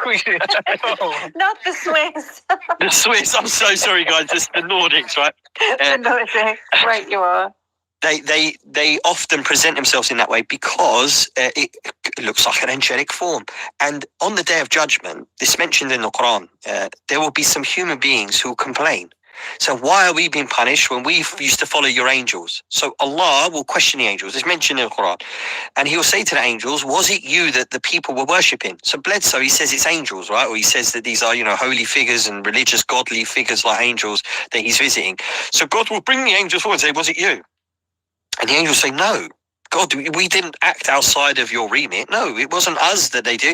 Indeed, it was the Jinn. The Jinn used to worship the Jinn, because the Jinn masquerade as angels. And I'll be honest, Holly, you know, most people who research who the angels are from a biblical perspective, let alone Islamic, but a biblical perspective, will see that what Bledsoe and these other people are facing are definitely not angelic. It just doesn't fit with the narrative of how they work. And it just takes a simple bit of research and you'll know that. But most people are so enthralled by the idea that they're being visited by angels that they don't do the due diligence to figure out that, you know, they're being misled and misguided. I think Lou and others like that are victims of summoning something that's wrong but presents itself in a way that it seems legitimate and religious, in fact, and holy, and that they're doing a good work when in reality they're actually spreading corruption. Can I just also add the part of summoning? I think it's a good idea to sort of mention this here. And again, I mentioned the link between Aleister Crowley, Jack Parsons and the original wave in the late 40s. Most people aren't speaking about this. There's a very interesting book, Red Panda's on, so I know he's gone through this. It's called Final Events, I think, where there's an individual who interviews one of the original members of the Collins elite, this group that's within the government who doesn't want people, they don't want the others to touch this topic, maybe for good reason as well. But he interviews him and he highlights that, well, firstly, the whole of Collins elite came into existence because of Parsons. They were researching Parsons and they knew Parsons was engaging in the Babylon workings in the deserts in California under the guidance of Aleister Crowley to try and open up some portals. And that was literally at the time of when that first flap happened in the late 40s, 47, etc., Roswell and Thomas Arnold's sightings. And Thomas Arnold knew Jack Parsons. They had mutual friends. So they brought him in they brought Jack Parsons in to be interviewed as well. And they asked him, well, is there a link between what you're doing in the desert and what we're seeing in the skies? And I don't recall clearly if he admitted to it or if he just brushed it off, but there was a very clear link between these two things. And they were trying to bring about these entities. Even the entity Aleister Crowley summoned, he was trying for many years and he finally did Lam. If you look at these depictions of Lam, I mean, he looks like a grey, big head, big eyed. A grey, right? Yeah, absolutely. So that's a very pivotal moment. It's almost a bridge between the modern day UFO phenomenon and occult practices, linked to Crowley and Parsons, who were probably the biggest occultists of the time. So yeah, I just wanted to mention that because I think that's something that's overlooked a lot. It's I've been very fascinated with Parsons and Crowley, and that whole story. There's just so many facets to that, and oh gosh, we could probably have a couple of hours just on that alone. So one thing that keeps coming into my mind for you right now, how in Islamic tradition and scripture, how can people protect themselves from jinn? Is there a protection? Is there, what does one do? I'm going to give this over to Faruq because I think he'll articulate this better. But just generally as a point, there are definitely prescriptions. So if you look at the Quran, one of the things, and this was my point I made in a response the other day to a message as well, is that it's almost impossible logically to claim that the Quran was revealed by these entities or the phenomenon, because what the Quran explicitly does throughout is it exposes humanity's number one enemy, which is the evil jinn, or shaitan and his posse, if you like, his group, the evil jinn that are out there to get us and to mislead us and so on. And it exposes their plans, it exposes, what they do, how they do it, how they behave, how they will try to get you, in which way they'll try to disrupt you, what intrusive thoughts they'll put into your minds to make you afraid and anxious and ruin your life and the lives of others.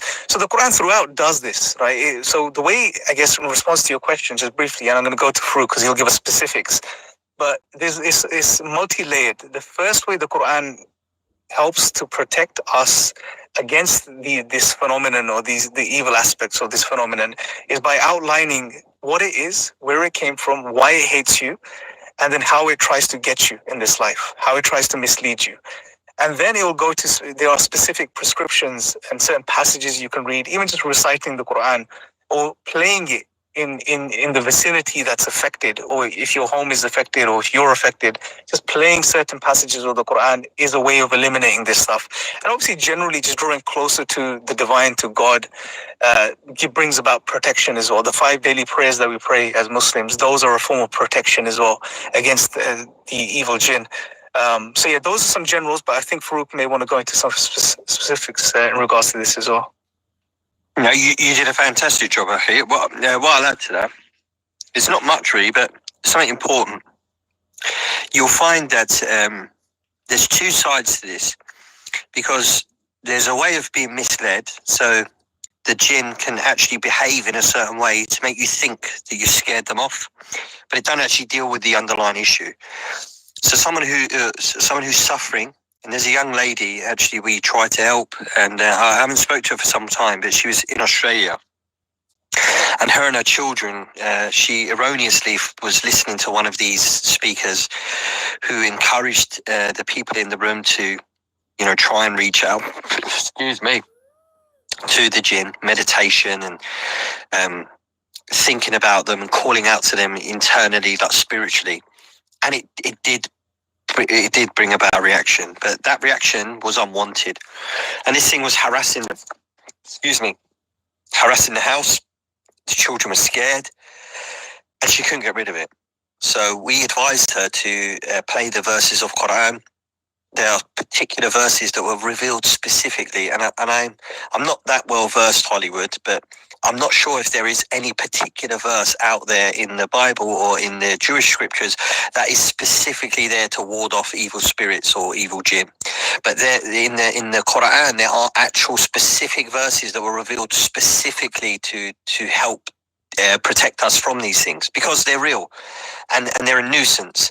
There's one verse in the Quran that, just for those who are interested, that mentions that if this Quran if this recitation, if this book, if this information was from anyone other than the Lord of the heavens and earth, number one, you'd find many faults and discrepancies in it. And the second challenging verse it gives out, it says that, mankind and jinn kind, if you want to come together and work together on the project and try to recreate even a single chapter like the Quran, know that you won't be able to do so. So it's a direct challenge to the jinn and to mankind to try and recreate a book like it. And part of that book is these protective verses. So the last 3 chapters of the Quran, they're called the 3 calls, that's what we call them, yeah? But they are essentially these verses. If you recite them or play them, they will, and again, this is hard to explain because we don't know how their world works, but like if you go to a magician with holy water, if you like, and things like that, this will affect them. You go to a dude who has nothing to do with that world, who are not enthralled by the jinn and living according to the disgusting way they have you live if you're close to them.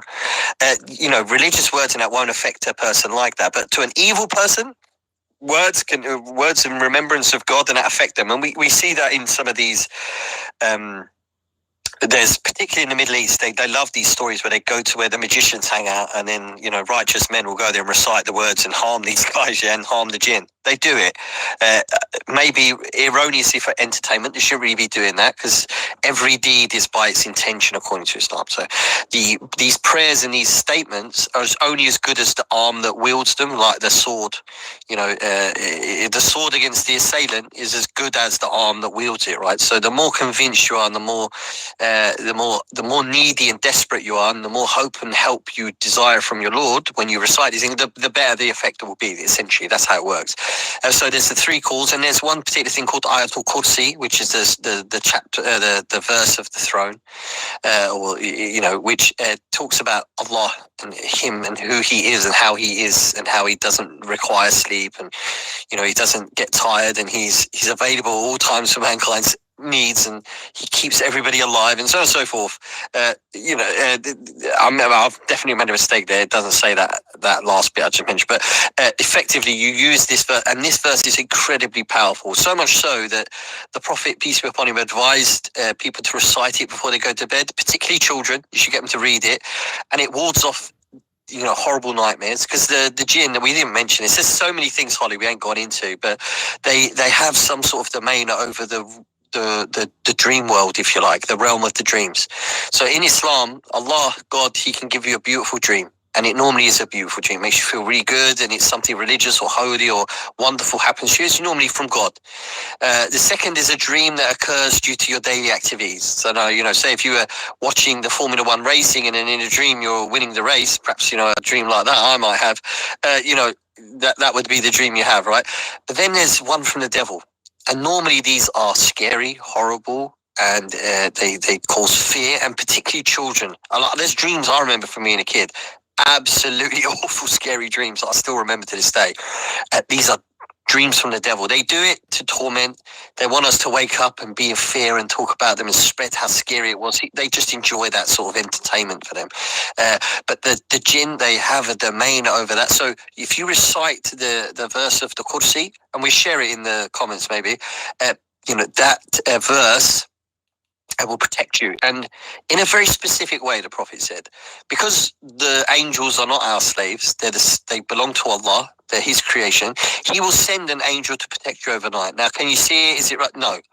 The angels are made from light. They are beyond light. They do not, light does not land on them. So they live outside of the realm of the light of this world. So you don't see them, but they're there. So we have a definitive belief that the angels are there if you recite this, and they will stay with your children or with yourself overnight, and they will protect you from bad dreams and protect you from abduction and things like that. These are very powerful, verses. So, maybe I've gone a bit on long there, but yeah, thanks. I would definitely like that verse in a direct message. We have a few people who've been wanting to come up and ask some questions. So maybe we could go to some questions. So we're ready. We're absolutely ready, Holly. Go for it. Okay, so I'm going to start letting people up. Give me one momento. Add speaker. I might take the opportunity, Holly, just to say thank you so much for inviting us up and allowing us to talk. And it's a real honour and pleasure to share some of our research and some of the Islamic worldview with you guys, and to have this respectful discourse. I know there's probably a lot of people out there who have heard things and think they have these ideas about the Prophet Muhammad, peace be upon him, and other things, and maybe they want to talk about those things and bring these things up. And there are places where we don't mind having those discourses. We can have those messages sent to me privately. I don't mind, and I'll engage with anyone who's sincere. I'll be honest like that. But if we could keep these questions to the sort of the topic we're on, that would be great. But again, I understand why people have questions about other matters relating to Islam and what they think Islam really teaches. And I'll be honest, Holly, we're open to in the inbox if people want to talk about that, that's fine. We're not beyond reproach here. We're not hiding from anything from Islam. So yeah, I just want to share that. But thank you anyway, Holly. You've been great. Yeah, second that. Thank you. Thanks, chaps. I was pretty much going to say the same thing as well. And isn't it interesting that we feel that we have to say that? Isn't that interesting? Isn't that really interesting that we have to kind of say, yeah. But yeah, I'm sorry. I didn't want to. Yeah, I didn't want to lower the tone with that. But isn't it interesting that we even have to say that? Because I was about to say that as well. And sometimes it's just indicative of nonsense, right? But hey, no, that's you're right. Another conversation for another day. Okay. Yeah. I always get your name wrong. Christophorus, you have a question for Imran and Faruq? Yes, thank you. Absolutely brilliant space. Holly, Imran, and Bloke, such an awesome space. Thank you so much for sharing this. I've learned a ton. And I have several questions, actually. But I'm actually from an Eastern Orthodox Christian background, and I'm actually quite delighted to say that probably about 98% of what you are saying are very similar conclusions to what I've reached. And I hope that people's minds are kind of open to receiving it with this new vocabulary. But anyway, some questions for you. You brought up the Final Events book, and I've been wondering a little bit about Islam's teachings about the end times.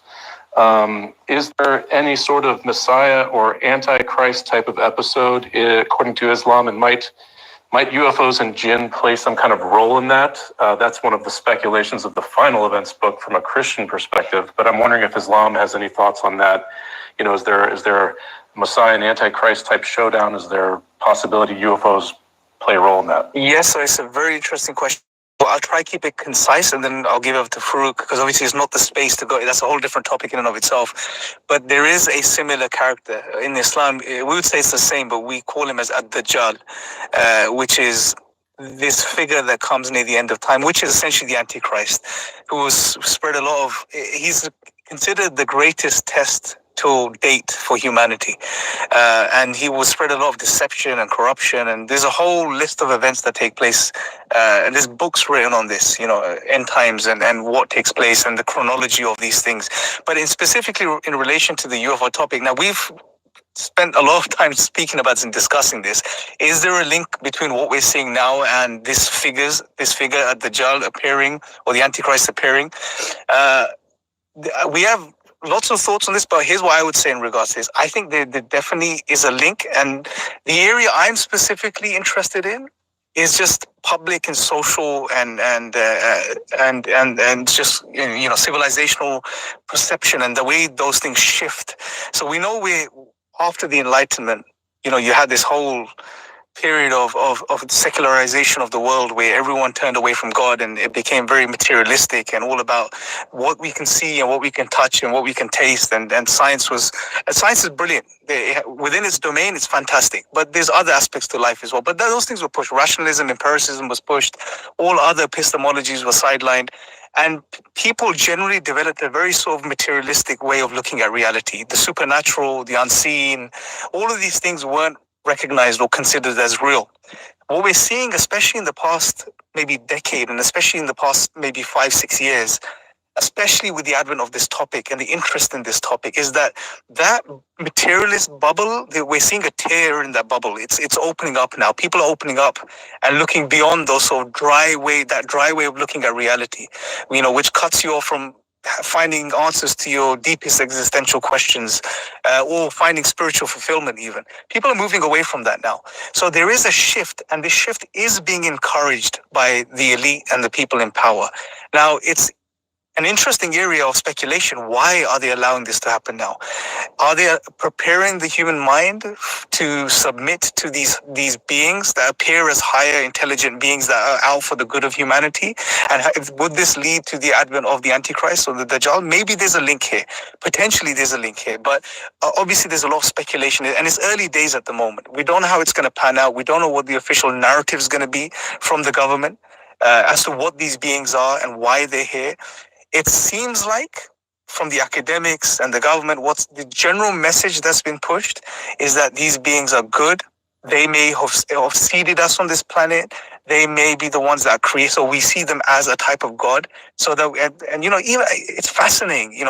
If you look at the Jinn, sorry, I'm taking a bit of time here, but historically, if you look at the timeline of Jinn and how they have interacted with human beings throughout history, they have always appeared to people in a superior form, so that they can create a sense of awe and wonder within people, so that those people would submit to them, rely upon them, and use them. And by doing so, they move away from the straight path. In the past, they would appear as mighty gods, right? And these powerful beings. Now, if you ask the question, if the Jinn was to sit down around a round table and ask the question, okay, how do we have the same effect on the sort of modern secular mindset?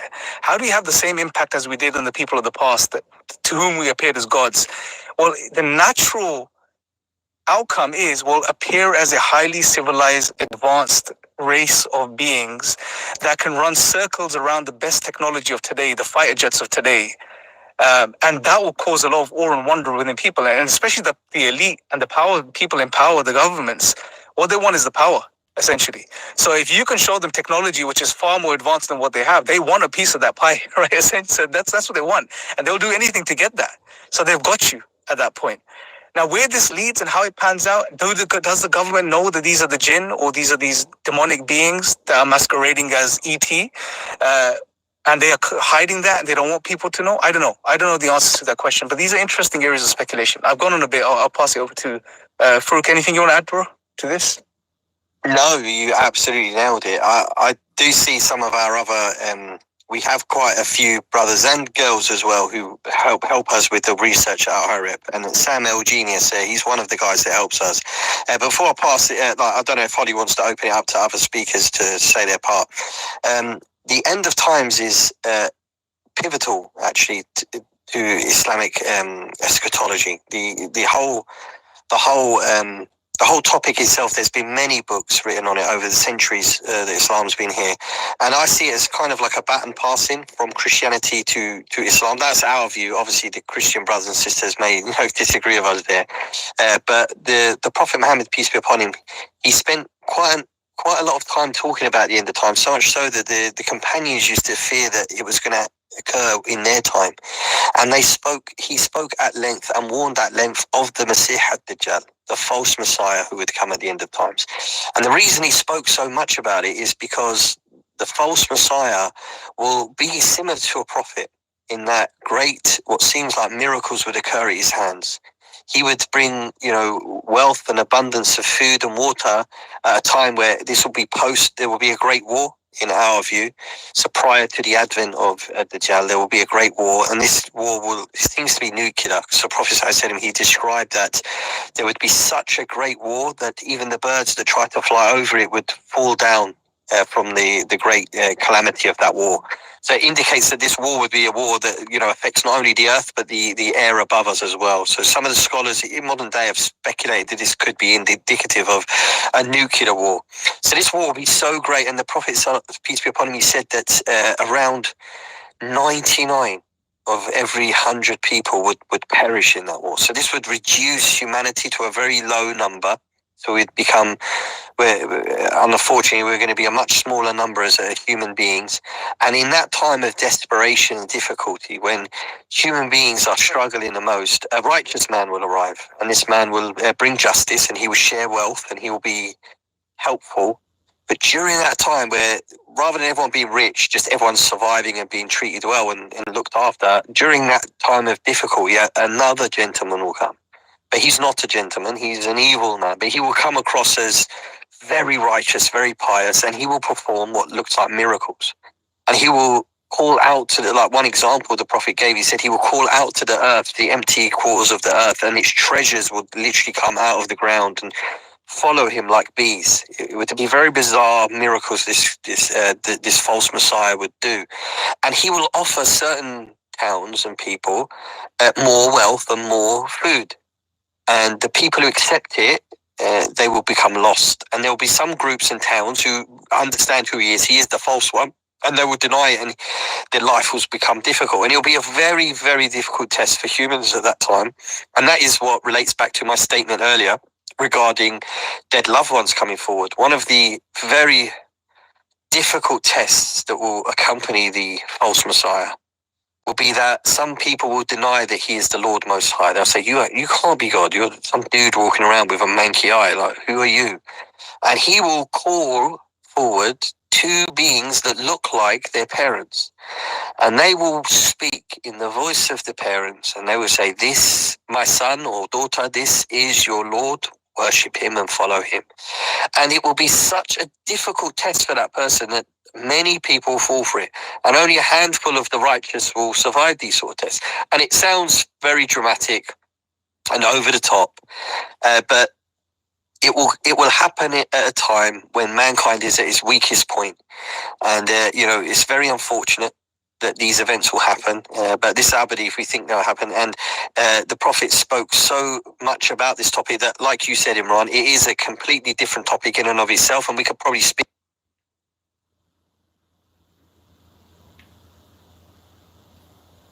Hello, your voice is gone.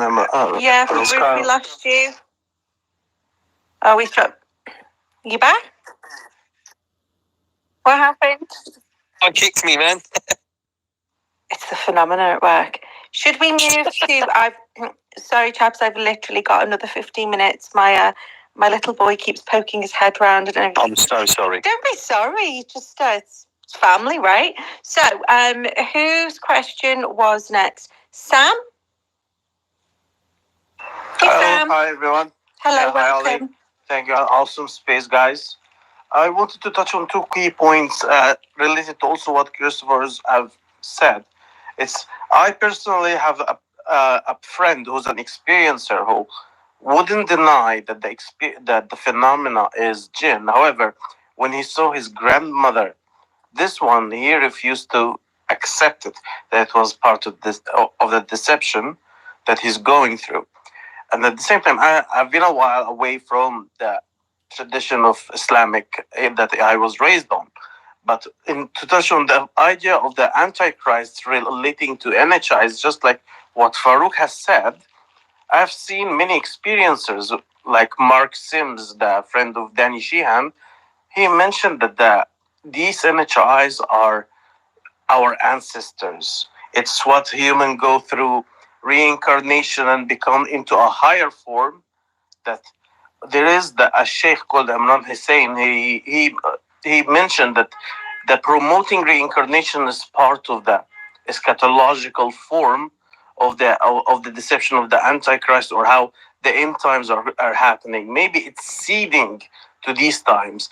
And I find fascinating also that it mentions that the phenomena comes out of the sea. And I read also in our holy book that the jinn, some of them are used to dive underwater for Solomon to bring him pearls, and maybe they live under the sea probably. So yeah, there is many narrations that they have relation with the sea, and the only UFO I've seen in my life was above the sea. So yeah, that's how I just want to touch on these 2 points: going underwater, and yeah, they're seeding reincarnation as higher form of ancestors, like your dead parents, grandparents became a higher form, and we're gonna join them one day. Reminds me also with Heaven's Gate, we're gonna join these, the heavenly entities. Yeah, that's all. Thank you. Yeah, the point on, we didn't get a chance to speak about the point on the connection with the sea. That's a very big one. There's narrations, like you mentioned, about the pearls. We know that the verse which Faruq referred to earlier, where it says that they're referring to the jinn as builders and divers. So in the Quran, God mentions the jinn specifically as builders and divers. There's another narration by the Prophet that the throne of Iblis, or the devil, or shaitan, or the evil jinn, Lucifer, is over the water. So these are very powerful narrations, and we know there's a whole study of USOs. I don't remember the researcher's name, Dolan, I think it is. Yeah, Richard Dolan, he's actually brilliant. I really respect it. Phenomenal, and he's done some proper academic research, very hard to read, but 3 volumes I think that will be coming out eventually. One's out already on USOs and the link to water. So there's yet another link with the jinn and UFOs. Yeah, there is a recent Egyptian scholar or a teacher in Arabic. He mentioned that the idea that they are divers, it didn't say dive only in the sea. That means they could be also underground. So it's diving under whatever going under the surface. That's the word meant غواصون. It means like going down below. That is fascinating, and I'd like to expand on that with you, Sam. Should we go to Christopher, Holly? You've had your hand up for a long time, man. With the cornucopia, I love that. Yeah, let's go to Christopher, and then we will head to Valiant, and then historical tales. And I think we could probably squeeze one more question in, but guys, I do have to close out in about 12-13 minutes. So thank you so much for extending the faith as well. Fine. So, Christopher, let's get to you. Thank you so much again. This actually does bear on my cornucopia logo here. I was wondering if the jinn have the ability to alter physical reality, and to what extent. And part of the reason I'm asking that question is to say, could they be responsible for some of the Mandela effect phenomena, the alteration of various things in our reality that we remember in the past. I heard Riz Virk, who writes about the simulation theory, has an account in his book saying that that within Islam there are particular people whose task is to memorize the entire Quran in case the jinn try to make alterations to the text. And I don't know if you know anything about that, but just in general, how much can the jinn affect physical reality? And can you elaborate on that a little bit? Before you respond, Faruq, Christopherus, you should tune in on Saturday evening, because Riz will be here. So if you have a question for him. Oh, fantastic. Yeah, that's an exclusive. But back to you, Faruq. Oh, brilliant. So, I want to respond to this, Christo. In fact, you raised a really good point, because there's one part of the jinn is probably one of the most foundational things that we didn't even get round to, unfortunately. It's a very comprehensive topic, and it goes into so many things that even if we had 10 hours, we probably wouldn't cover everything. But they have this strange ability to remove memories and alter memories. This is something which is foundational. We find it in the Quran, that one particular, just to mention, this is how like Quranic studies works. There's a verse where it talks about the servant boy. His name was Yusha, Prophet Joshua for the Christian brothers and sisters. But Yusha bin Nun, he was the servant of Moses, and he was accompanying Moses, and they were to meet a man that people call him. I forgot the name. Forgive me, Imran and Sam. It was Khidr. Khidr alayhi salam. Yeah, Khidr. So Khidr was his name, but in the story it said you will meet Khidr at the point where the fish enters the water in a strange way. They had their lunch, which was a fish that they caught, and lo and behold, they arrive to the sea at this juncture, and they have a rest, and Yusha witnesses the fish come out of the basket and hop down to the sea, back into the river, and disappear. And he totally was told that was when where they were gonna meet this Khidr character, and he saw this happen, and he said, "I totally forgot." And when later on, when they stopped for their lunch after having the rest overnight, next day they carry on traveling, and then Moses said, "Let's stop, let's eat lunch." He reaches into for the basket, and then he remembered. He said, and his excuse was, he said, "I remember when the fish took its way to the sea in a strange way, but none but the shaitan made me forget." And this creates a foundational point about the shaitan, the jinn. They have this uncanny ability to make us not just forget anything, but forget wonderful things. So often when we're abducted and incidents like that, we have what in modern day we describe it as missing time, but what it is, it's stolen memories, and often they can fabricate memories. And I think that this aspect of the phenomena is where these Mandela effect, as we describe them, come from. These are like often people try to say that there's been a timeline switch and things like that. From our perspective, there isn't nothing like that. If anything, these are false memories or something to do with. And I think this me being maybe a little bit speculative here, but I think it has something to do with mobile phones and the way this technology affects us. We only see the images and we think we're being entertained, but these tiny little lights are being blasted against our faces and into our eyes and affecting our minds in a way that we don't fully comprehend. And that some of the patents that have been granted related to visual TV and entertainment, kind of hint at what's going on here. But I think that through these devices that sometimes we have these false memories come up. And I am an advocate of the Bearstein / Bearstein one, because I used to love reading. I remember Bearstein, not Bearstein. Yet, lo and behold, it could be just nothing but something that's been planted into my mind as a test by either the jinn and their cohorts, the human beings, to see if they can successfully change history, which is one possibility, or that we just have these memories falsely come into our minds. So there is a level of speculation there, Christopher. I can only see Christopher, so I don't see a full day, but cornucopia, Christopher. So thank you very much. Because I'm sorry, I don't want to milk all the time, Holly. Thank you. I hope we can continue this conversation again sometime with you too. Thank you so much. Yeah. We may even do a space after, but I'm not sure yet. Do you want to go to Valiant, Holly? Yeah, I can't see Valiant's hand up, but yeah. Valiant. Yeah, he's got his hand up. And cool name, by the way. I'm fascinated by the tale of Valiant. Valiant, over to you, bud. Thank you. Can you guys hear me? Yep, loud and clear. Yep. Okay, awesome. Yeah, this is a wonderful space. I appreciate you guys allowing me to come up and talk, and a lot of very great people in here that know a lot of information. So when I hopped in, and forgive me if I didn't catch this entirely, but I think you guys were. Yeah, absolutely. And so forgive me if I didn't catch all this, because I didn't hop in at the very beginning, but I think the conversation when I hopped in was talking about the jinn, and how the Holy Quran kind of references those and has a lot of compared to like the Tanakh, for instance. I do know that the Tanakh does mention what are called the Shadim, but it only mentions it, I believe, once.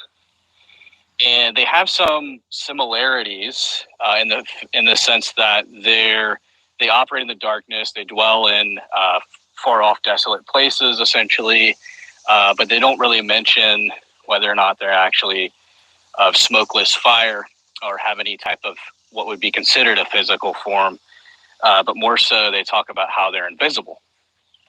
So there is kind of a mention there, which they could be connected, maybe not. But I think it was I couldn't catch who was speaking earlier, but I think you had brought up an important thing about exactly what's going on here, and the fact of what we are as a human being, and what position that we're put in is in the fact that we're basically prisoned in this fleshly body that only has so many different faculties, and it transduces what our actual being is down to being able to perceive only what we perceive. But since these jinn or supernatural beings are kind of in a way a higher level than we are, the condition that we're put into is that when they perform things that are rather natural to them, we automatically attribute them to a higher species and therefore can submit to them easier just because we're on a lower plane. And I think it is interesting that if you subscribe to any religion or any type of spiritual movement, you may encounter these beings that might walk right into your temple, might walk right into the house of worship that you go to and start to perform miracles. And I think it's the fact that the people that are very strict and very to their belief systems and their religion, even they will be tested a whole lot, because these things will walk in and they will look like an angel. They will look like a god, because we know from scriptures, whether it is whether it falls within the Hebrew texts or any of the King James Bibles or the Quran, we know that these things will appear exactly like that which we worship, and that's kind of like one of the most terrifying things ever. Yeah. And we seek God's protection for that. I'm sorry, Valiant. I think Holly has only a few minutes left, and we've got one more hand up. Do you mind? We may do another space after this. I'm not sure, but can we go to Holly? Can we go to historical? Yeah, let's go. Historical, you got a question? I haven't really got a question. I have a story to tell, but I don't know if you have enough time for it. If you want to, I can tell it. I think we are a little bit limited on time, but there's absolutely nothing stopping if the chaps want to open a space after this. By all means, continue the conversation. I'm just a little bit challenged with childcare and stuff, so apologies, historical. But Imran and Faruq, they're great. They hold spaces all the time. Yeah, typically it's on a Friday, so feel free to carry on the conversation.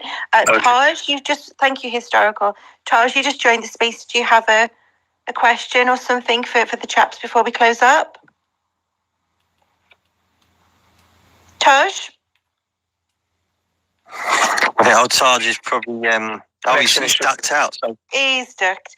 Well, guys and girls and everybody in between, this has been quite the space.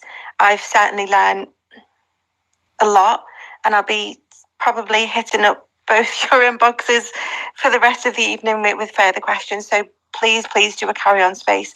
But I think, whether, it's very rare that I'm lost for words, and this could be the day, everyone. This could be the day. But I think, we've traversed quite a lot here, and I hope people have took something from this space. I certainly have, and I'm so grateful. And always in gratitude to be able to host these kind of conversations, and long may they continue. I think this is the start of many conversations I would love to have with you guys, but it certainly has given another, it's another part of the conversation that we must have, because the phenomena, it's so wide and so multifaceted, and there's just so many avenues of exploration, and having enough voices from across the community in all of its faces and colours and glory and this, that and the other to come together is really, really important. So thank you so much. And something I'd certainly like to touch on, as we do look forward to a future with uncertainty, we don't know, disclosure, discovery, the whole thing. But I think what is good to remember that Islam does ask us to seek for knowledge, protect ourselves from deception. But what I always have took from my Islamic friends is the kindness and love and brotherly togetherness. And I think, having a conversation with you guys tonight, it's been brilliant. And I'm just so glad that you've got a voice, and long may that voice continue. So have a beautiful evening, everybody. Take care of each other. Be kind to each other, because sometimes life gets in the way and we forget ourselves. But just be kind to each other. There's more spaces happening for UFO Touch Week. So it's Friday, right? So tomorrow we have Professor and Dr. Stuart Hammeroff. If anyone knows who he is, it's going to be quite the space. We have my girl Heidi Hollis covering the shadow people. We also have Rizva coming on, covering the simulation theory. And there's a rumour of a certain film director might drop by. So that's tomorrow night if you're UK based, or tomorrow afternoon Eastern time USA. Then on Sunday, Steve Bassett is joining me and somebody else. Oh my goodness. Oh, that's it. We have a really interesting chap called Daryl Sims. I met him a couple of years ago. Larger than life character from Texas. So he'll be joining us too. So have a great evening wherever you are in the world. Be kind to each other. Keep looking up. Have a great night. Take care. Bye-bye.